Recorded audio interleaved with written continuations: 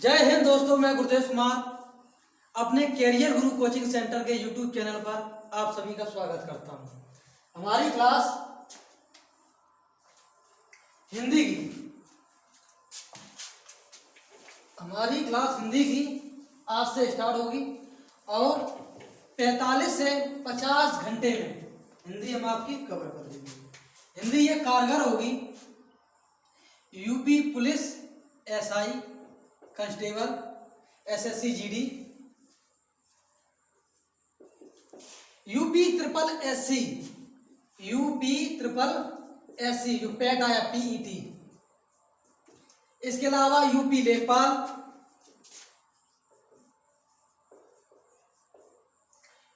लेखपाल, ये हमारी जो हिंदी है कारगर हो गई। तो हम आपको पढ़ाएंगे आज हिंदी में वर्णमाला।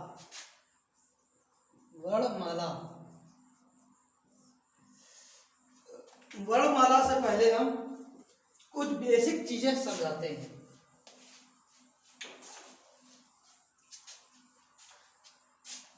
जैसे कि हिंदी है, हिंदी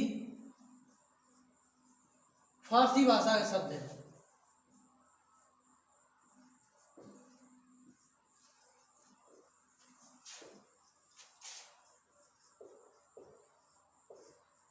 हिंदी फारसी भाषा का शब्द है।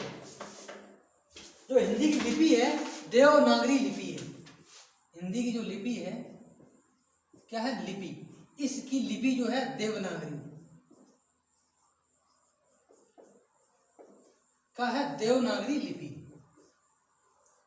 और ये देवनागरी जो लिपि है ये संस्कृत भाषा का शब्द है। किसका है? संस्कृत भाषा का शब्द, संस्कृत भाषा का शब्द।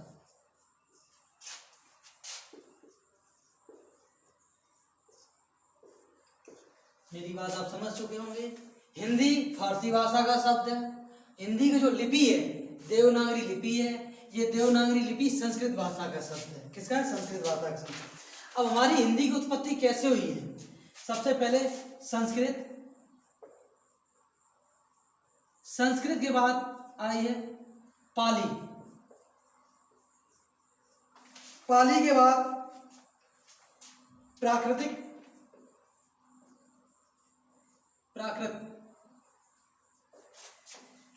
इसके बाद अपभ्रंश के बाद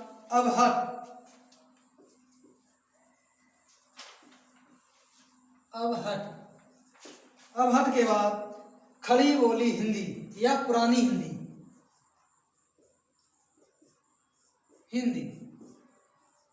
जो वर्तमान में चल रही है उसे बोलते हैं नई हिंदी। कुछ लोग क्या करते हैं, संस्कृत जो है संस्कृत दो भागों में बांट देते हैं, वैदिक और लौकिक। जो हमारी हिंदी की उत्पत्ति हुई सबसे पहले संस्कृत से आई पाली, पाली से प्राकृतिक से अपभ्रंश, अपभ्रंश से अबहट, अबहट से पुरानी हिंदी। और वर्तमान में जो चल रही है वो नई हिंदी। पुरानी हिंदी को हम बोलते हैं खड़ी बोली हिंदी। इसके बाद जो है हमारा वर्ण और वर्णमाला। क्या है? वर्ण और वर्णमाला। वर्ण और वर्णमाला। वर्ण और वर्णमाला में हम समझाएंगे वर्ण किसे बोलते हैं और वर्णमाला क्या है। तो जो वर्ण है, वर्ण और वर्णमाला, ध्यान देंगे।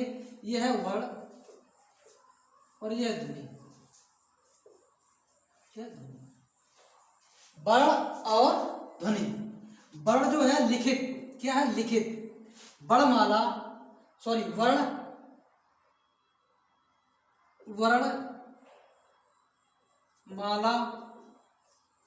की सबसे छोटी लिखित इकाई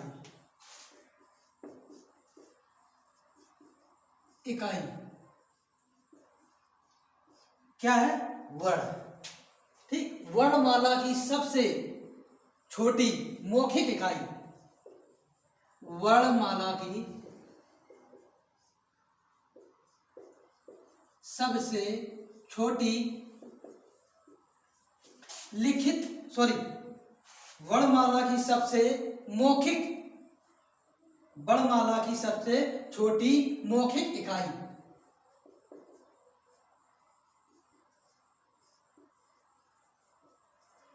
क्या है? ध्वनि। जो वर्ण है वर्णमाला की सबसे छोटी लिखित इकाई क्या है? वर्ण। वर्णमाला की सबसे छोटी मौखिक इकाई क्या है? ध्वनि। क्या है? ध्वनि। अब तो वो जो वर्ण है और अक्षर, इसका हम अंतर समझाएंगे, वर्ण और अक्षर का। वर्ण और अक्षर, वर्ण यह अक्षर, सबको पता होगा। वर्ण क्या है? वर्ण एक स्वतंत्र होता है। क्या? स्वतंत्र। जैसे आ एक स्वतंत्र है। ये क्या है? स्वर। जैसे है ई, ये क्या है? स्वतंत्र है। अगर इसमें हम कर दें, देखो का है, क्या का, ये अक्षर। अक्षर क्या है? दो से मिलके बना है। आधा का प्लस किससे मिला है? आ से। किन दो वर्णों से। तो हम अक्षर को बोलते हैं वर्णों के योग को हम बोलते हैं अक्षर। वर्णों के योग को हम बोलते हैं अक्षर। इतनी बात आपको समझ में आई है? वर्णों के योग को हम बोलते हैं क्या? अक्षर। और वर्ण और अक्षर में अंतर पता पड़ गया होगा। हिंदी फारसी भाषा का शब्द है। हिंदी की जो लिपि है देवनागरी लिपि, यह संस्कृत भाषा का शब्द है। हमारी हिंदी की जो उत्पत्ति हुई संस्कृत से पाली से प्राकृतिक से अपभ्रंश से अवट से पुरानी हिंदी को बोलते हैं खड़ी बोली हिंदी। और फिर अब वर्तमान जो चल रही नई हिंदी।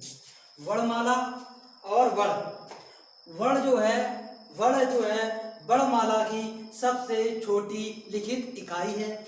ध्वनि है जो वर्णमाला की सबसे छोटी मौखिक इकाई है। वर्ण और अक्षर में अंतर आप समझ ही गए होंगे।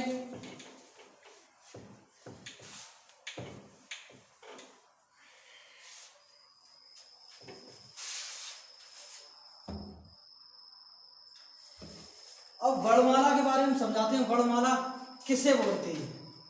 क्या?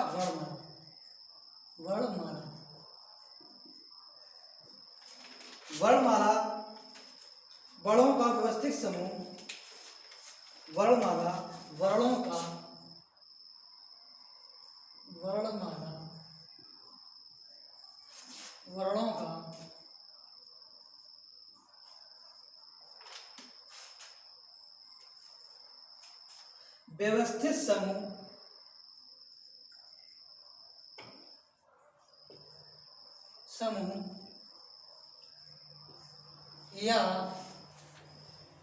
या क्रम वर्णमाला कहलाता है।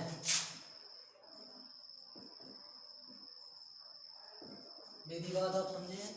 वर्णमाला वर्णों का व्यवस्थित समूह या क्रम वर्णमाला कहलाता है। शब्द के बारे में पढ़ेंगे। शब्द क्या है? इसका अंतर बहुत पूछा जाता है। शब्द के बारे में, वर्णों का सार्थक समूह शब्द कहलाता है। वर्णों का सार्थक समूह, वर्णों का सार्थक समूह शब्द कहलाता है।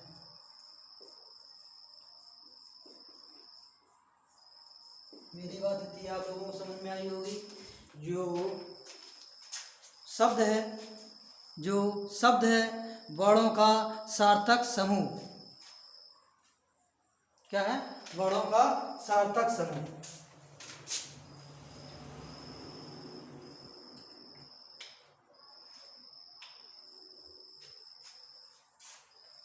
अच्छा, जो हमने अभी पढ़ाया था वर्ण और अक्षर में, जो अक्षर होते हैं वर्णों से मिलकर बने होते हैं। किससे? वर्णों से मिलकर बने होते हैं। अब हम एक चीज और हम आपको लिखाने जा रहे हैं, क्रम बाई क्रम। जैसे किससे मिलके क्या बना है? जैसे अभी हम लिख रहे हैं वर्ण। वर्ण से मिलके क्या बनता है? अक्षर। अक्षरों से मिलके क्या बनते हैं? शब्द। क्या बनते हैं? शब्द। शब्द को हम क्या बोलते हैं? पद। क्या बोलते हैं? पद। शब्द को हम क्या बोलते हैं? पद। पद पद मिलके क्या बनते हैं? पदबंध। क्या बनते हैं? पदबंध। पदबंध मिलकर क्या बनेंगे? उपवाक्य। उपवाक्य। और उपवाक्य मिलके बनाएंगे वाक्य। मेरी बात आपको समझ में आ रही होगी। जो वर्ण है, वर्णों से मिलकर अक्षर बनते हैं, अक्षरों से मिलकर शब्द बनते हैं, शब्दों से मिलकर पदबंध बनते हैं, पदबंध मिलकर क्या बनते हैं? उपवाक्य। और उपवाक्य मिलकर क्या बनाते हैं? वाक्य। अब हम पढ़ाने वाले हैं वर्णमाला। अब आते हैं हम वर्णमाला। अब तो बेसिक ढांचा चल रहा है।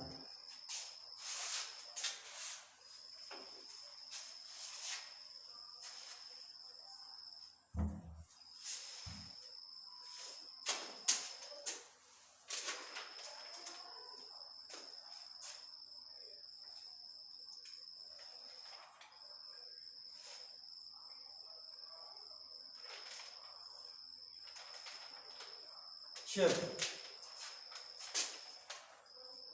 वर्णमाला क्या है? वर्णमाला। ठीक। अब वर्णमाला जो है, तो वर्णमाला में वर्ण कितने प्रकार के होते हैं? वर्णमाला वर्ण कितने प्रकार के होते हैं? तो मेरे दोस्तों 3 और 2। कौन होते हैं? 3 और 2। ध्यान देने कौन कौन से होते हैं। अगर 2 आ जाए और 3 आ जाए, आंसर होगा 3। 3 नहीं आए तो आंसर होगा 2। कौन कौन से होते हैं? स्वर, व्यंजन, व्यंजन नहीं, अयोगवाय, अगर व्यंजन।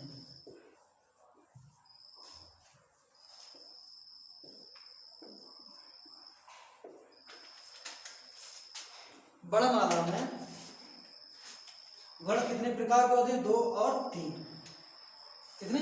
2 और 3। स्वर कितने होते हैं? 11। अयोगवाय कितने होते हैं? 2। व्यंजन कितने होते हैं? 33। कितने होते हैं? 33। कुल वर्ण कितने होते हैं? वो हम सब बताएंगे किस हिसाब से होते हैं। स्वर कितने हैं? 11। अयोगवाय कितने हैं? 2। और व्यंजन। अगर पेपर में आए कि वर्णमाला कितने प्रकार की होती है, वर्णमाला में वर्णमाला में वर्ण कितने प्रकार के होते हैं? वर्णमाला में वर्ण कितने प्रकार के, तो कितने होंगे लिख देते हैं। वर्णमाला में वर्ण कितने प्रकार के?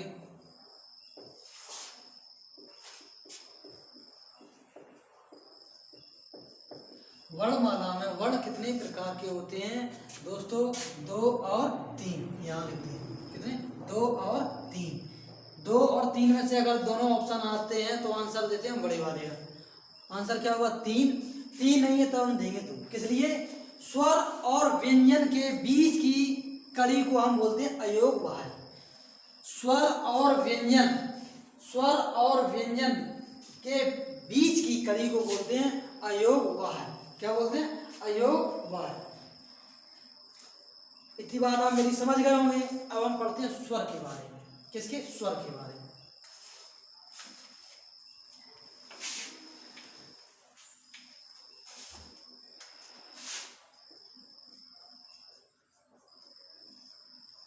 अब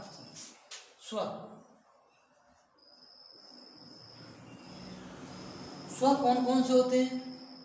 कितने बताए? 11। सब समझाएं। 11 होते हैं कि 13 होते हैं? सब स्वर आ, फिर बड़ा ऊ, बड़ा ऊ, ए, बड़ी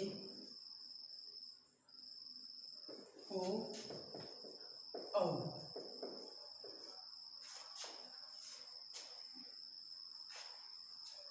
यहाँ पे भूल गए हम, यहाँ पे री है।